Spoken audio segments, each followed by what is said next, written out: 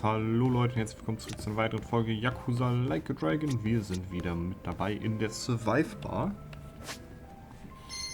Gucken einmal auf unser Smartphone, weil ich nämlich noch gucken muss, was wir hier im Bento-Lieferung. Zweimal kalte Nudeln, zweimal hausgemachte Lunchbox. Das brauchen wir dafür.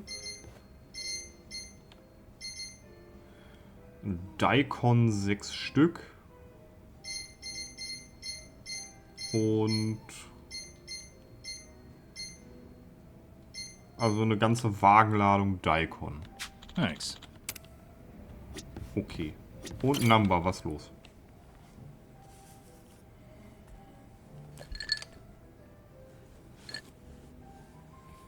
Hey, Namba. You thinking what I'm thinking? If it's a drink you want, I can't. I have to take care of some shopping. You? Shopping? It's for the bartender. He told me he'd give me an extension on my tab if I ran a couple errands for him. Pain in the ass all the same. Man, you are getting a much better deal than he is. Maybe so. In any case, I'll see you around. Okay. See you in a bit. Running around doing manual labor at my age. Where did I go wrong?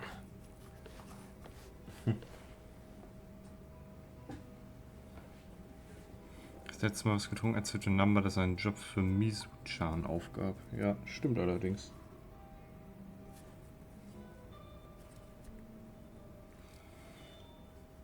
So, Namba and Mizue-chan. I assume you're hatching a plan to reunite them? Hold on. How in the heck did you... Eavesdropping on customers has never been my policy. But you two hardly count. You mean you were listening in when Namba was pouring his heart out? Not like I tried to. I just happened to be at the counter and something he said made me put two and two together. What do you mean? There's a bar I go to every so often. Just got themselves a new hostess. I believe her name's Futaba. What's she got to do with Namba?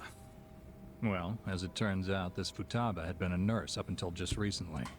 She was telling me about her nursing life at the hospital, and in the middle of her story, wouldn't you know it, a medicine theft turned up.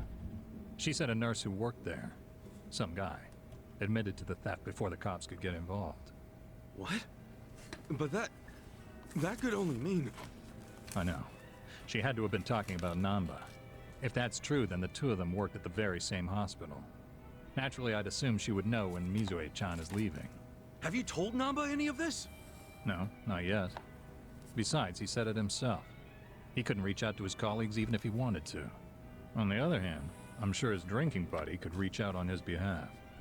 I get you. Man, you came strong with that one. But listen, if you do go and meet Futaba, I wouldn't tell Namba if I were you. Yeah. Wouldn't want to make it seem like I'm doing it behind his back. I figured as much. So I called Futaba's bar and spoke to the mama there. She said Futaba's on her way. She's on her way here? Wait, is that why you sent Namba shopping? Dude, how do you think that many moves ahead? Bringing people together is what a bartender does. All I can do is facilitate. The rest is up to you. Then I won't let this chance go to waste. Kind of, ja, hat er recht. Hey. So, my boss said you wanted to see me? You're Futaba-san? In the flesh. Am I supposed to know you? No, I just wanted to ask you a few things. Here, have a seat. How long's this gonna take? I'm off today, and I was planning to hit the pachinko parlor. Okay, I'll make it quick. And now listen, you were a nurse before, right? Yeah, and?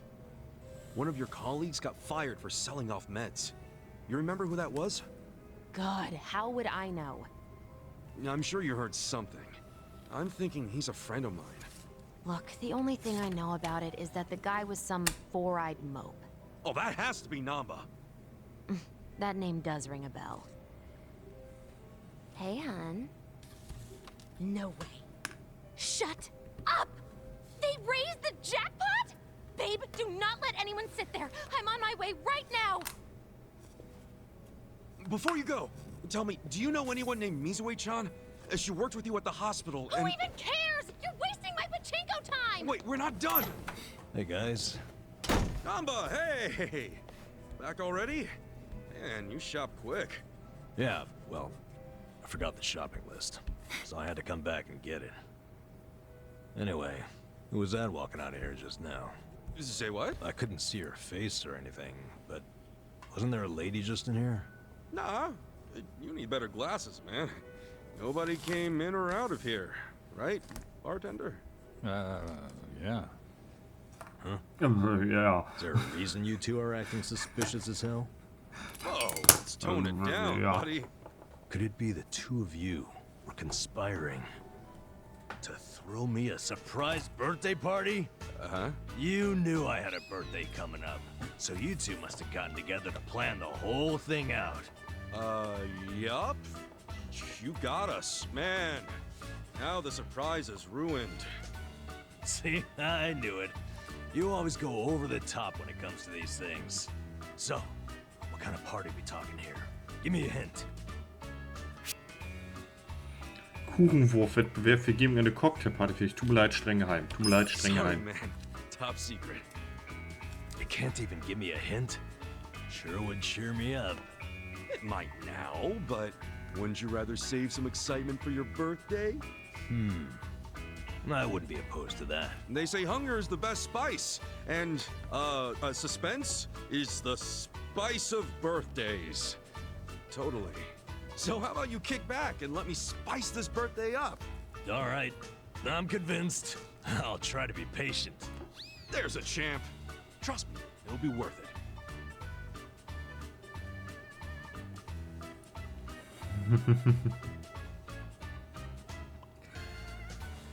Wir haben aufgrund des schnellen Schaltens Intelligenz gekriegt. Perfekt.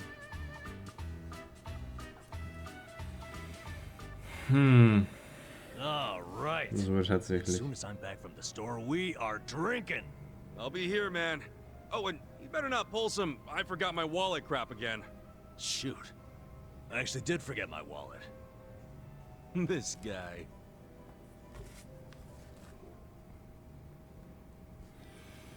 Ach nee.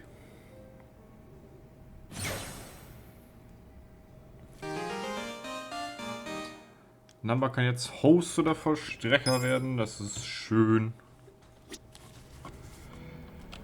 Gut, wir brauchen eine Menge Daikon. Den können wir anbauen können.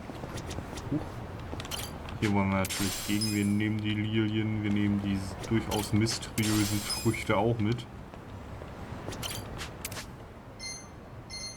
Daikon, genau. Pflanzen wir doch mal. Nährstoffe geben wir.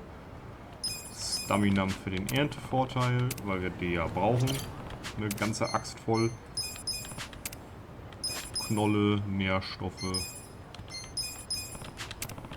Auch mal den Erntevorteil. Und 5 Minuten und 2 Minuten. Das sieht doch gut aus. Genau, der Tower ist da. Wenn wir wieder so durchgehen, können wir hier noch die 2 abgeben und uns dann die nächsten Aufträge holen. Da ist auch noch ein Vorarbeiter, den wir zusammenfalten könnten. Was auch gut wäre. Aber die Preise haben wir, die Schmetterlinge und so, die brauchen wir noch eine Weile. Bentos kommen. Ich weiß nicht, wo ich die Birds herkriege. Also das sind bisher runde Vögel. Runde Vögel sind ja automatisch Borbs. So war's. Das sind ja keine Birds, das sind ja Borbs. Well, you're in it.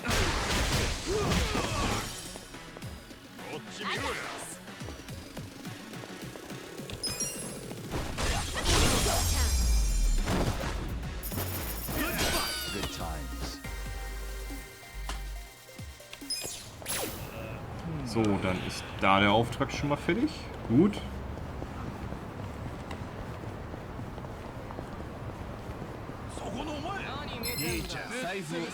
Wo ich jetzt die Kakerlaken herkriege, kann ich allerdings nicht sagen. Watch me.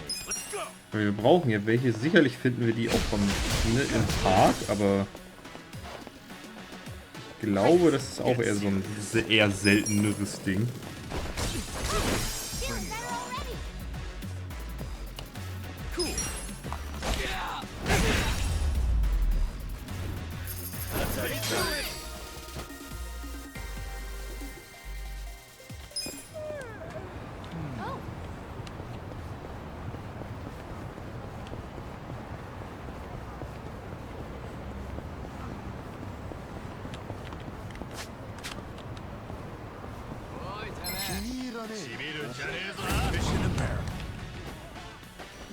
Na, komm einmal hier weg mit euch. Ich muss doch nur Jobs abgeben. I got this.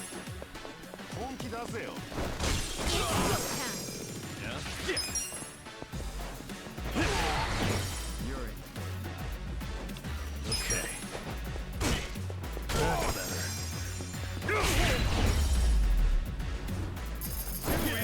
Good times.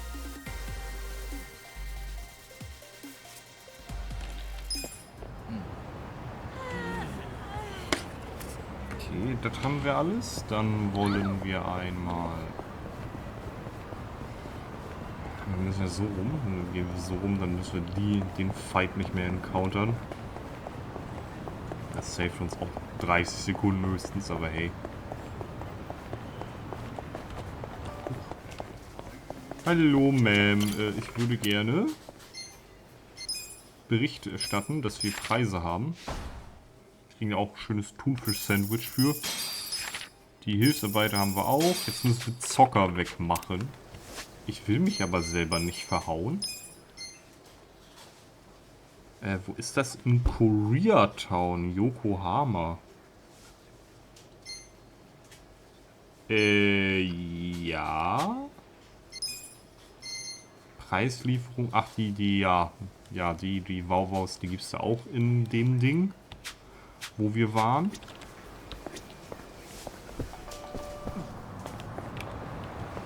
Die ist aber auch hier in dem. Wir gehen erstmal hier, weil das... Ne, das hier ist Koreatown, ne? Das Stück hier, das ist das nur Koreatown. Das hier müsste, glaube ich, nur Koreatown sein. Wir können aber mal gucken, was das für spezielle Leute sind, wonach ich Ausschau halten darf. Kategorie, ja, das sind die Hosts. Ja, nee, das ist richtig.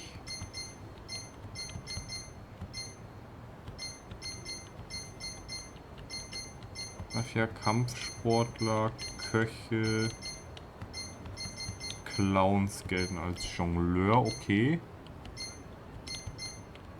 Akupunkteur, Vielfraß, Killer, Biker und Soldaten, Hacker, Schmuggler,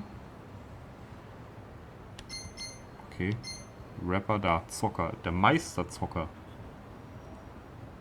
Aha. Den haben wir aber doch bisher, glaube ich, nur... Ach, er ist auch einer. Der Fehlalarmschläger. Ja, der chillt doch auch ab und zu hier noch in der Gegend, wenn ich mich nicht irre. Aber das ist okay.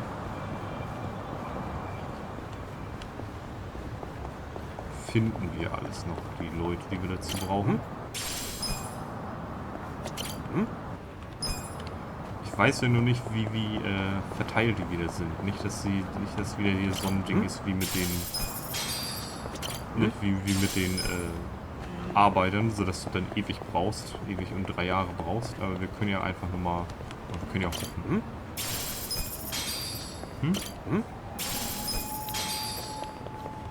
Du hast die haben verschiedene Klassen hier, die Leute, oder verschiedene Kategorien, und ich habe hier Aufträge, bestimmte Leute von bestimmten Kategorien wegzumachen.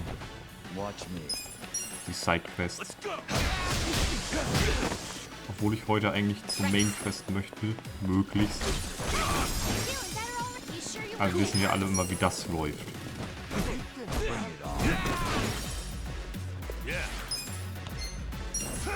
Ah, shit.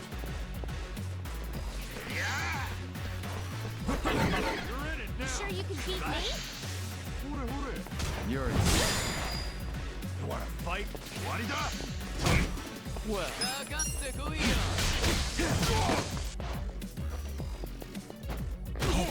Nice Number.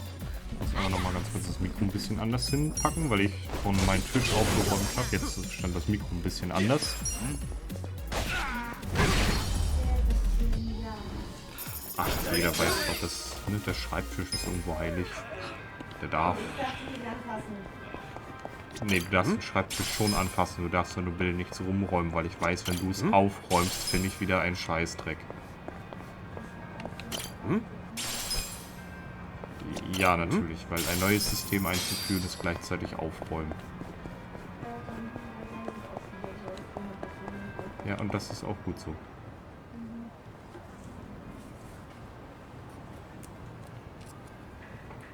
Hey, isn't this where people have been seeing that masked killer?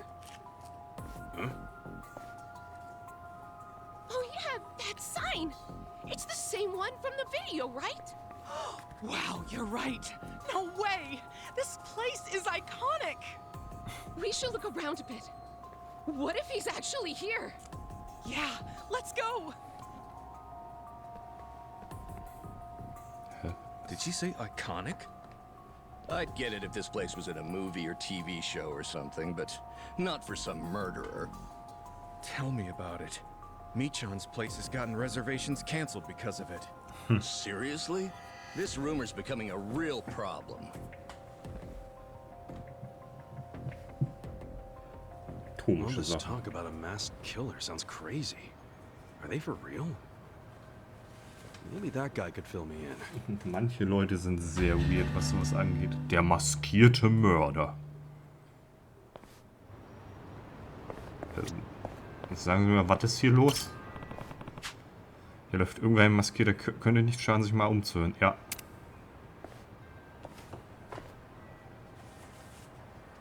Sup? Hey, hast du kurz Zeit? Kann ich dir irgendwie helfen? Wir haben noch nicht geöffnet. Weißt du irgendwas von einem maskierten Killer? Ich habe vorhin sowas gehört und bin neugierig geworden. Ist das nur ein Gerücht oder stimmt es echt? Wer weiß, ich habe den Typen selber noch nie gesehen, aber das Gerücht gibt es wirklich. Jemand hat ein Foto gemacht und ins Internet gestellt. Es ist natürlich eine riesige Sache draus geworden. Plötzlich kommen laute Leute, die ein Foto von einem Mörder machen wollen.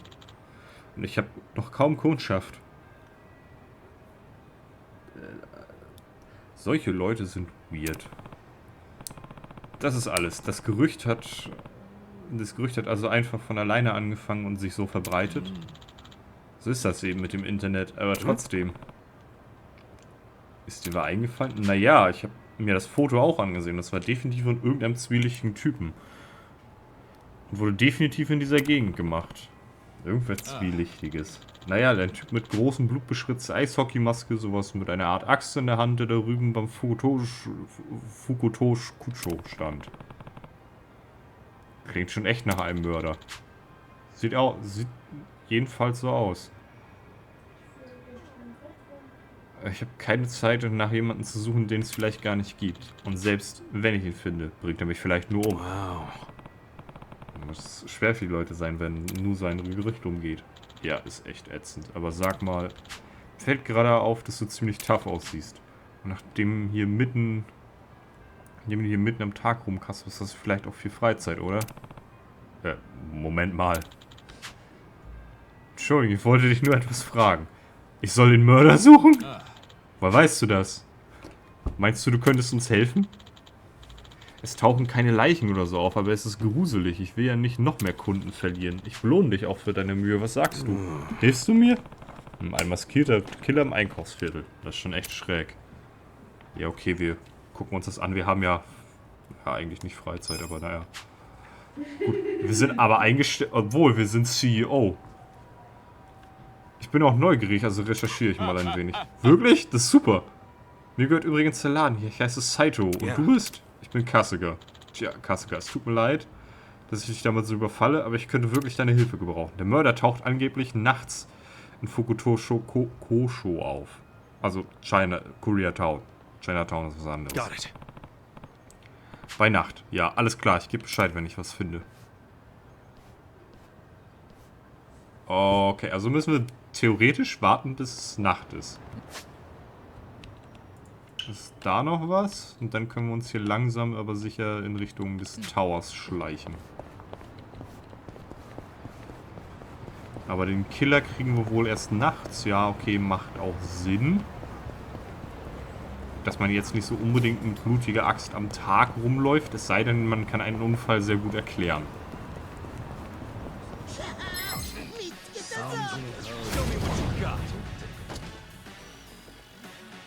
Watch me. Come on. Die werden alle geboxt. Bitte was? Dass man jetzt nicht unbedingt am Tag mit potenziellen Sachen rumläuft, die sehr verdächtig aussehen. Würde ich jetzt trotzdem nicht unbedingt so rumlaufen. Wenn denn nicht Blut verschmiert mit dem Zeug. Weil das ist dann schon sehr schwierig. Es ist schwierig. Doch schon. Yeah? You sure you want to get hurt? Watch me.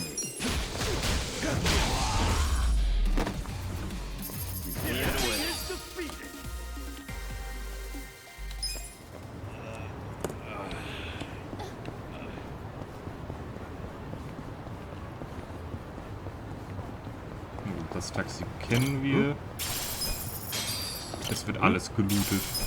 Es wird alles gelootet. Potenziell können wir das haben. Und wenn wir 500 Yen kriegen, ist das auch super. Ach, sie steht da immer noch. Was ist denn los? Wenn wir jedes Mal 500 Yen kriegen, das ist schon wieder ein Try an dieser komischen Bumsmaschine. Wärmste Grüße. Ach du liebe Güte. Megumi ist wieder fleißig, aber sie sieht gar nicht gut aus. Ja, eben. Sprich mit Megumi. Ja, das machen wir. Erstmal gehen wir da Münzen auf. Megumi, was los? Hey, you okay? You don't look so hot. Oh, Kasuga-san. No, I'm alright. You sure?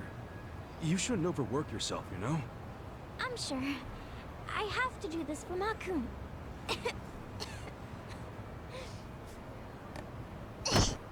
Mädel, wir sollten dich ins Krankenhaus bringen. Are you okay? Hi, Dad. Hi, Mom. Yeah, I'm okay. I have to keep earning donations. You should take it easy for now. I'm sorry. I'm so sorry. Let's get you home. Listen to your mother, sweetheart. Okay. I'm so sorry to get you involved in all of this. Would you happen to be Kasuga-san? What gave it away? Megumi's told us a lot about you. She said a friendly man with shrub hair has been helping her out. Oh, yeah. Thanks to your help, she's had great success in gathering donations. We wanted to express our gratitude earlier, but... No, it's no problem. But what about Megumi?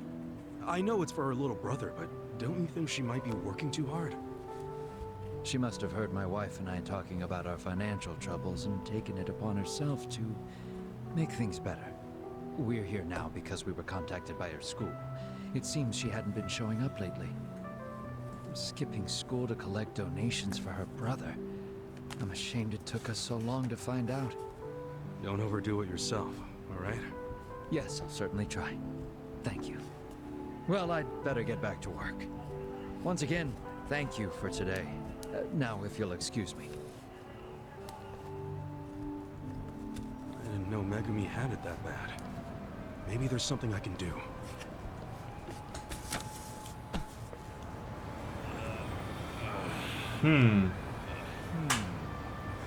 Können wir sonst nicht. Es ist da nicht eine Möglichkeit, dass wenn wir schon krasse CEOs sind, da so Werbespots für machen? Das ist hier, spenden Sie jetzt. Oder ne, der Kauf eines von Ichiban Confectionery Sachen spendet das und das ans Krankenhaus. I wouldn't underestimate me. Ich meine, wir sind ja natürlich so ein kleiner, das wird jetzt so eine Riesenfirma niemals machen, aber okay, wir sind theoretisch sogar eine recht große Firma mit 2 Sachen.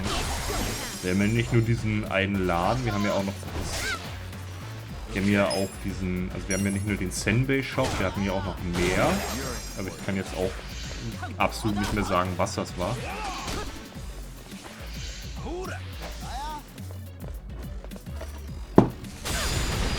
Ich weiß, dass wir teilweise eine Münzwäscherei, glaube ich, wollten wir haben. Und wir hatten, glaube ich, noch ein Restaurant, was nie so mega gut lief. Ich glaube aber, weil die Staff-Kosten so hoch waren, weil ich da ein bisschen übermütig wurde. This is bad.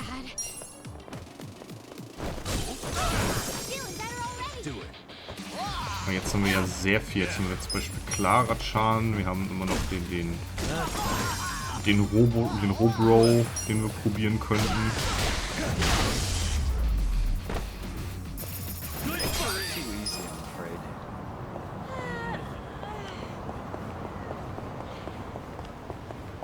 Das heißt, vielleicht können wir das Money-Problem auch noch ein wenig beheben. Hallo Tojo Clan-Wappen, du bist mitgenommen.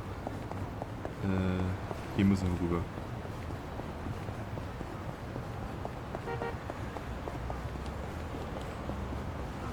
Jetzt gehen wir mal hier rüber. Genau, das ist richtig. Dann könnten wir auch wieder einmal durch die Berufsschule abkürzen. Und eventuell dann noch, weil wir ja sowieso sehr viel Money bei uns tragen. Wahrscheinlich wäre es auch am schlausten, wenn wir einmal in einen Convenience Store gehen, um uns die Sache abzulegen. Can I help you?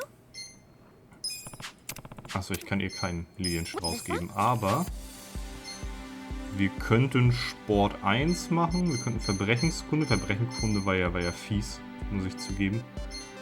Allgemeinwissen, Weltgeschichte. Ernährungskunde, Pharmakologie. Musikwissen.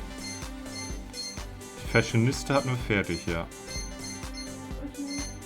Weltgeschichte, komm, Weltgeschichte, let's go. Weltgeschichte mag ich. Dabei handelt es sich bezeichnend für den amerikanischen Bürgerkrieg. Wir müssen die Änderungsform zeigen. Der Krieg im Südwesten, der Krieg im Südosten, der Krieg zwischen Ost und West. Der Sezessionskrieg, ich habe keine Ahnung. Die Mutter von Marie Antoinette, Königin Frankreichs, war Herzogin von Österreich sowie Königin von Böhmen und Ungarn. Wie hieß sie? Maria Theresia ist, weiß ich, dass sie Herzogin von Österreich war, auf jeden Fall. Für den Herrn Oda Nobunaga wurde 1800 ermordet, als die Japanische vereinigt hatte. Wer hatte vor dem Tod verantwortlichen Vasallen, hat für den Vorfall gesorgt? Here goes nothing.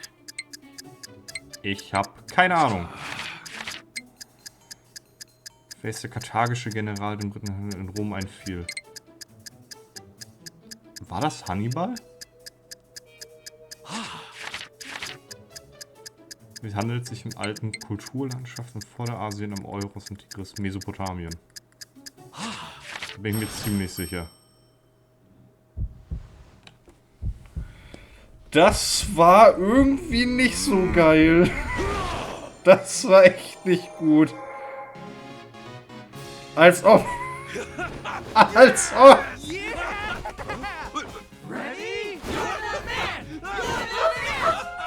Als ob. Ja, ich weiß es nicht. Also ich glaube, japanische Geschichte war das Schlimme dabei. Mesopotamien war ich mir ziemlich sicher. Maria Theresia war geraten und der Sezessionskrieg ist richtig, genau. Es ging um Nord gegen Süd. Ich wusste, West-Ost war falsch. Es war Nord gegen Süd und das war halt das Einzige, was das nicht so wirklich. Maria Theresia genau war. Ich weiß das auch, weil man sie in Civ spielt als Österreich. Das habe ich nicht gewusst, weil japanisch oder Nobunaga sagt mir was.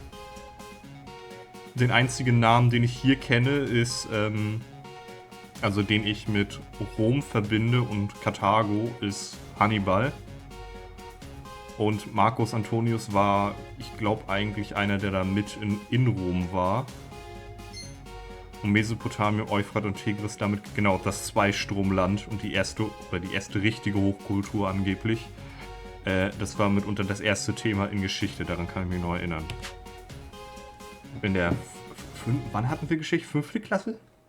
Also bei mir hat es in der 5. Klasse begonnen. Ja, genau, da hat's bei mir dann auch angefangen, logischerweise. Und das war das allererste Thema, also kann ich mich daran glücklicherweise noch erinnern.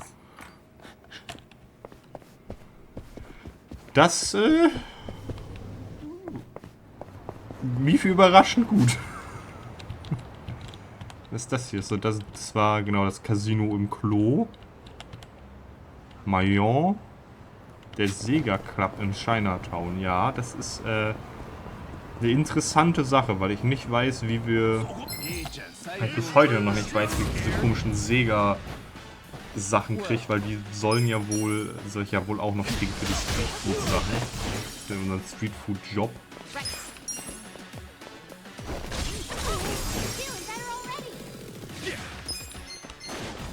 Ich muss den Koch wegkriegen. Bitte was? Ich habe den Streetfood-Job im Sinne von, das ist eine Sidequest, in der ich Streetfood-Sample sammeln muss. Und blöderweise brauche ich da irgendwie so Sega-Sachen. Also es hat irgendwas mit Sega am Namen, das heißt, gehe ich davon aus, dass das einfach in einem Sega-Club ist, weil das ist sehr präsent, ich glaube in so Brackets. Und dementsprechend denke ich, dass ich die dort suchen muss, aber ich kann absolut nicht sagen, wo es die gibt. Weil ich gefühlt überall geguckt habe.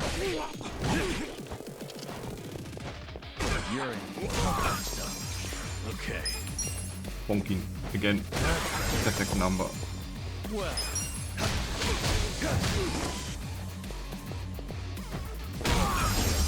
Subi haben wir da durch. 1700, schön Money. Der war aber jetzt am anderen Ende der Stadt, ne? Jo. Wir könnten so einmal durch, aber das fühle ich nicht.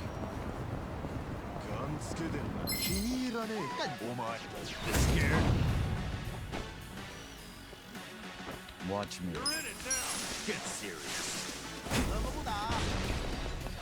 Damit hätte er perfekt auf Kassegar dieses Ding reinlöten können, ehrlich gesagt.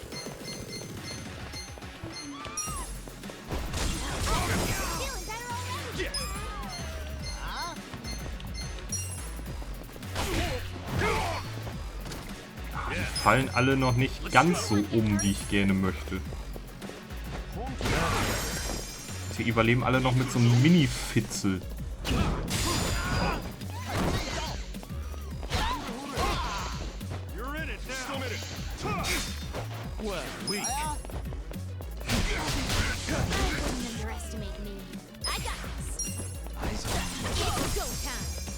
Genau. Perfekt, genau so sollte es.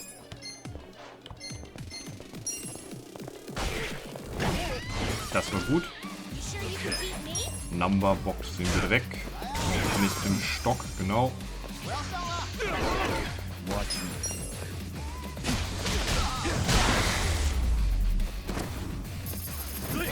Too easy, I'm afraid.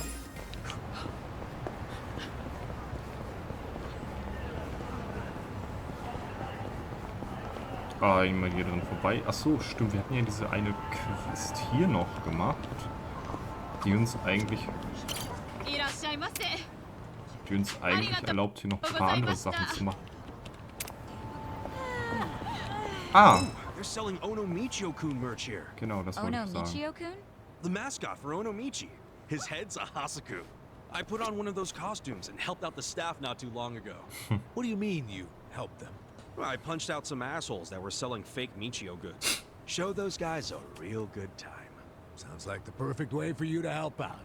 So, you beat up thugs while wearing a wacky costume? Well, you should give it a try, Namba. Might suit you, too. No, sir. I wouldn't be caught dead in that thing. Last thing I want to do is get my ass handed to me looking like that. Well, you got me there. I'm in perfect. Aber es ist schön, dass sich das erst freischaltet, wenn wir die Sidequest gemacht haben. Das ist cool. Schön, dass sie daran gedacht haben. Dass sie sich erstens, dass sie das dann rein adden und nicht einfach den Laden so lassen. Und die Frage, oder meine Frage ist jetzt, gibt es hier noch spezielle Sachen, die man dafür kriegen kann? Scheint jetzt nicht so. Huch.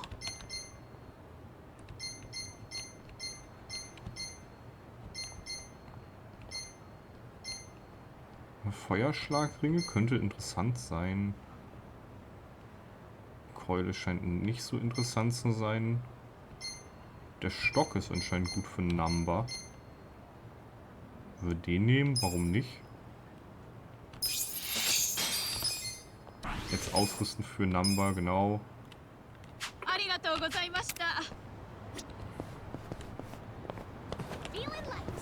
Oder was wir auch machen könnten, wir könnten natürlich jetzt voll reincashen und dann die ganzen Erfolge versuchen zu kriegen, aber das ist auch eher so, naja. Ja, Kastanien, das ist alles das normale Food, was wir überall herkriegen.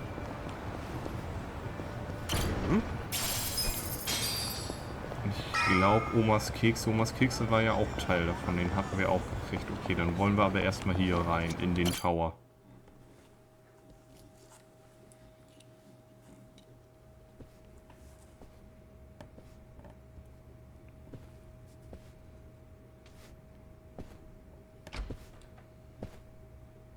I went ahead and got started. You sure you don't mind treating me? What? Are you actually able to pay? Wish I could, but I don't think they'd take this. You don't sound like you're gonna relax during this meal. Depends on what you say. Hopefully I'll relax enough to enjoy the duck. So, how do you know Arakawa-san? I'm on the edge of my seat here. It wasn't long after the war the counterfeit bills started being produced in Ijincho. It was top secret. Only the heads of the Seiryu clan and the Liumang, plus some officers, knew about it. Outside of that inner circle, they also had to hire people to smuggle the bills. Smugglers? And one of them was a traveling actor. His name was Toshio Arakawa. He was Masumi Arakawa's father. What?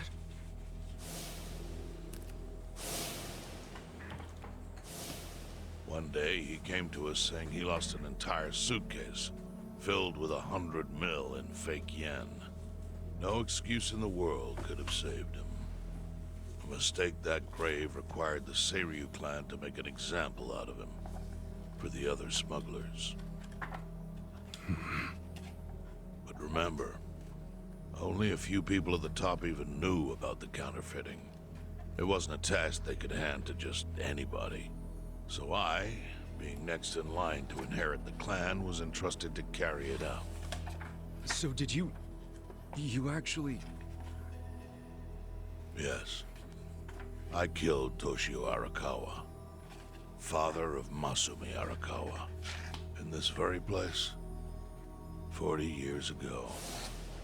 But I had no idea who was in the room with my target. By the time I learned it was his 14-year-old son, it was too late. I had to go through with the hit, knowing this boy would see his father die. To make my guilt even worse, later I found out why Toshio lost the fake bills. His wife and her lover had stolen them. Those two fell into the ocean and disappeared. Their corpses were never even found. So Arakawa-san lost both his parents, one after the other. And his only other friends, the theater troupe, disbanded soon after without their leader. Masumi Arakawa became a drifter, along with a few other actors. They couldn't trust anyone, so what other path was there for them? Except becoming Yakuza in Kamurocho.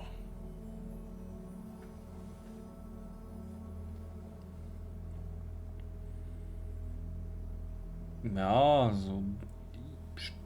Ich meine, wir hatten auch keine andere Wahl, aber wir waren jung damals. Und er hatte wirklich keine Idee. Arakawa joined a low-ranking family in the Tojo clan called the Hikawa family. Life wasn't easy for him there.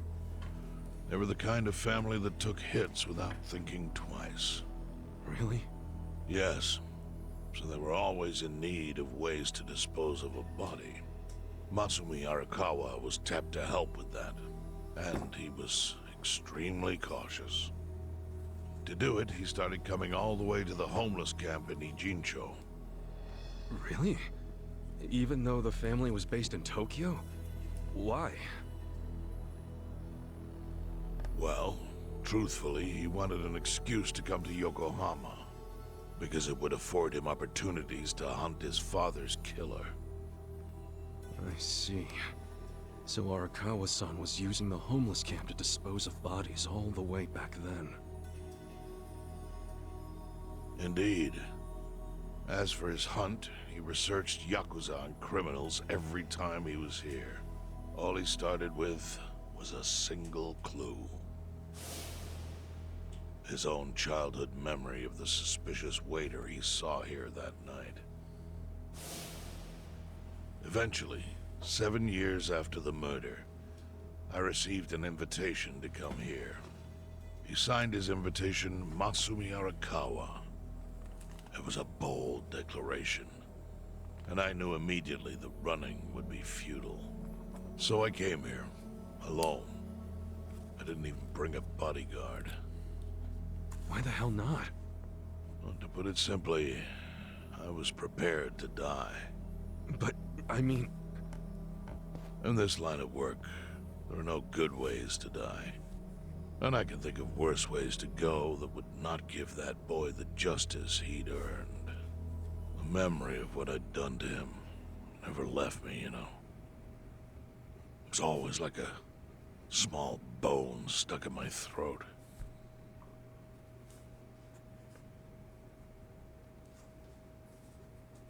He was sitting right where you are now. Here?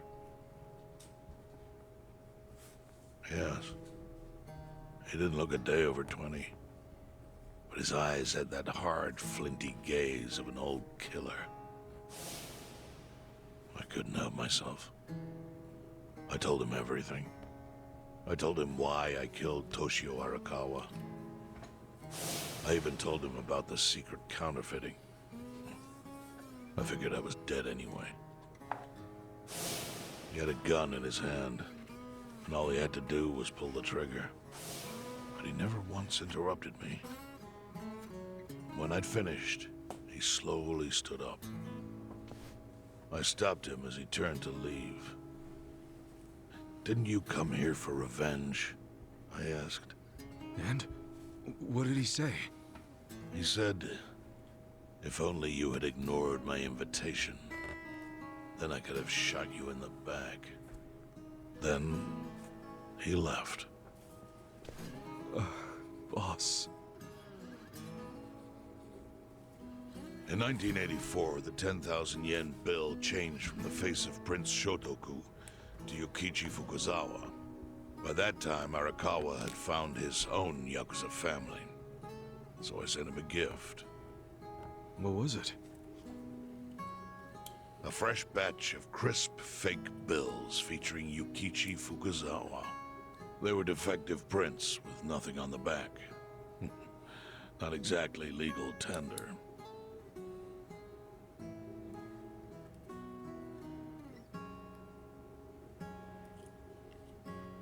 Then, how was that a gift?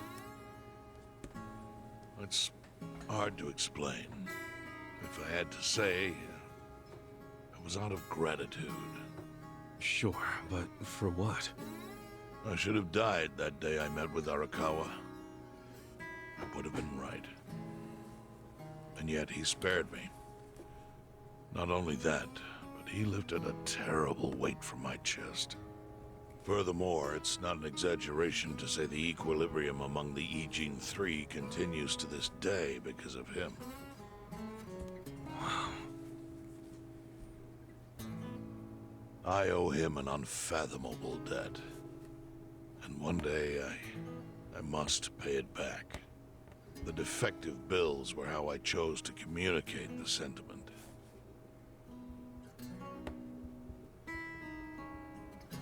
The counterfeiting secret is Ijincho's weakness.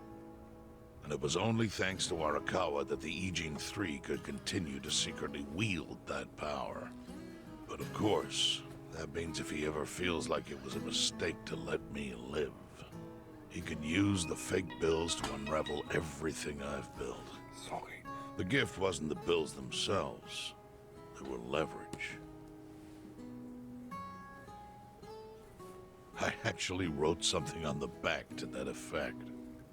Neither justice nor mercy should tip the scale. It means that those in power must reward and punish where necessary. I felt it was an appropriate message. I suppose the writing is faded at this point. Whoa.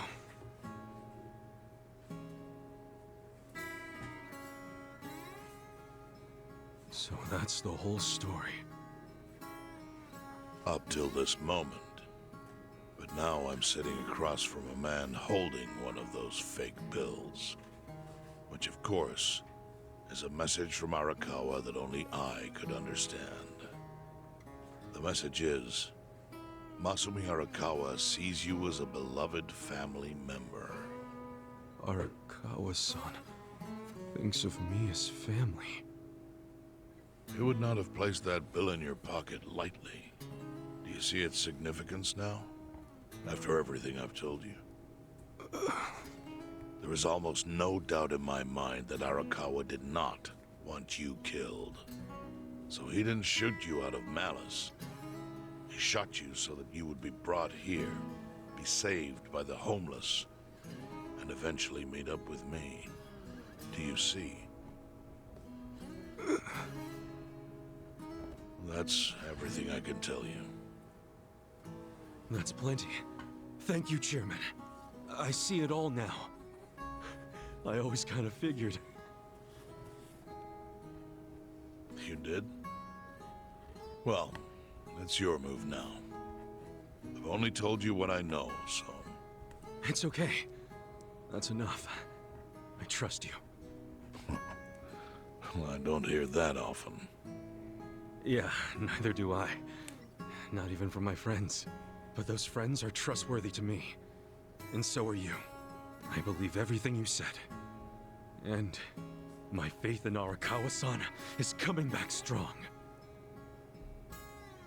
Kasuga. Yeah? Are you a blood relative of Arakawa's?